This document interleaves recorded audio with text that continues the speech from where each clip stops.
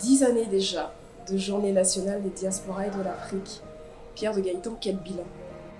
Et d'abord, un bilan qualitatif. Nous avons, au cours des précédentes éditions, d'abord posé une certaine ambition pour le continent africain, une véritable prise de conscience également dans la diaspora, à travers toutes les générations, les aînés, les plus jeunes, les femmes, les hommes, leur montrer que l'Afrique est en marche et que dans cette marche de l'Afrique, le continent a besoin de tous ses fils et de tous ses fils, et donc de cette diaspora qui est devenue une diaspora professionnelle, d'expertise, et qui surtout a le désir d'apporter sa contribution au devenir du continent africain. C'est donc un moment important que nous vivons aujourd'hui, 10 ans après. En 10 ans, il y a eu de la fidélité. C'est vraiment la bonne nouvelle. Moi, j'ai envie de savoir quelle est la promesse, en fait, que va tenir cette nouvelle édition.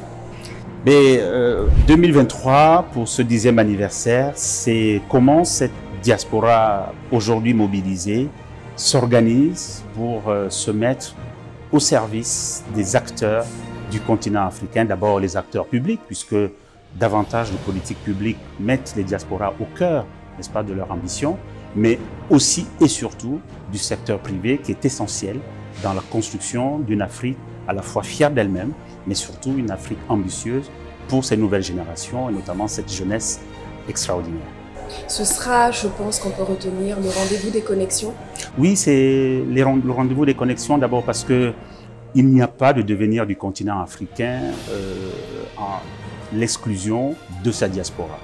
L'Afrique n'a cessé au cours de différentes et précédentes décennies de se construire là où elle est et là où elle se trouve et là où elle veut se projeter.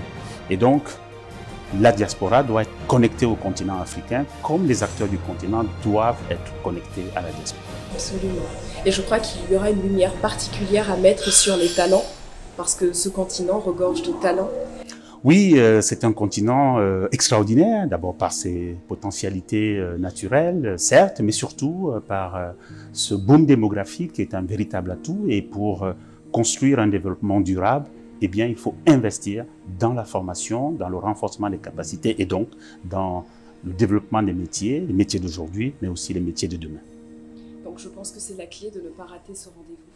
Oui, alors j'invite en tout cas tout le monde à se retrouver à Bordeaux les 15, 16 et 17 juin prochains.